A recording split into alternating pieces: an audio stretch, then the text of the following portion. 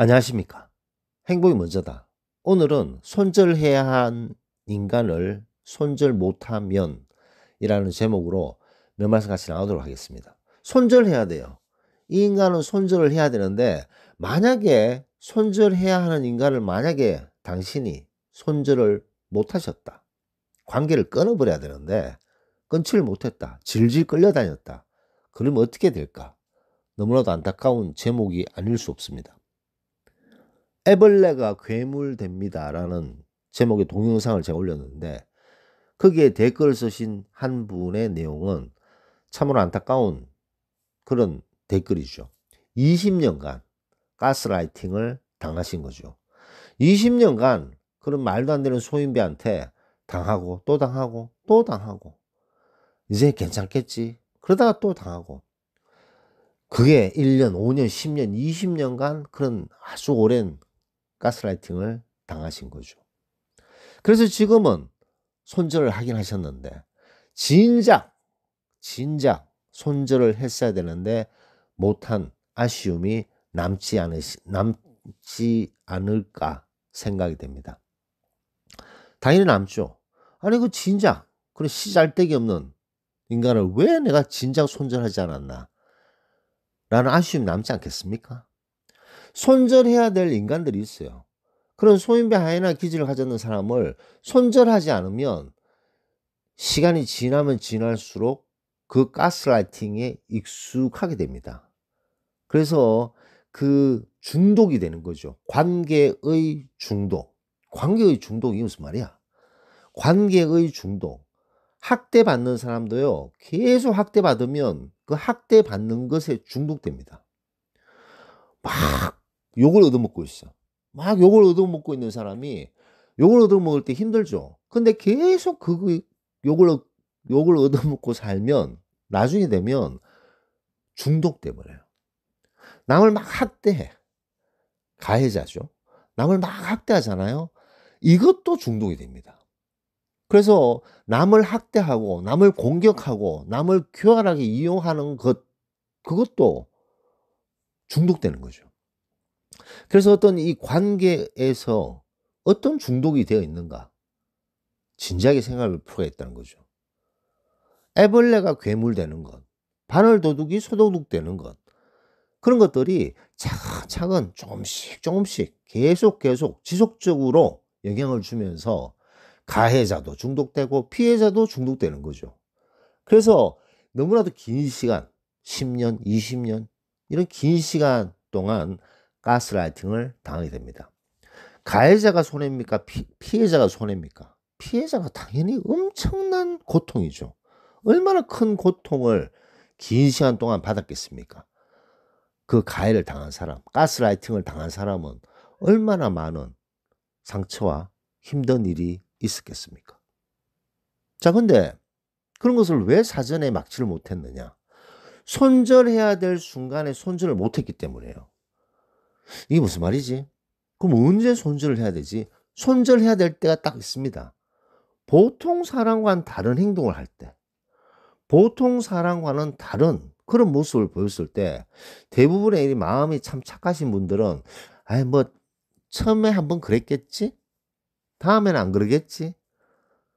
그러면서 자꾸 빠져드는 거예요. 근데 일반적인 사람의 행동이 아닌 교활한 모습을 딱 보았을 때 아, 손절해야 되는구나 라고 생각을 해야 됩니다. 그리고 그런 행동이 또 보였을 때는 완벽하게 손절을 해야 되는 거죠. 사람은 고쳐 쓰는 게 아닙니다. 그 천성 바뀌지 않아요.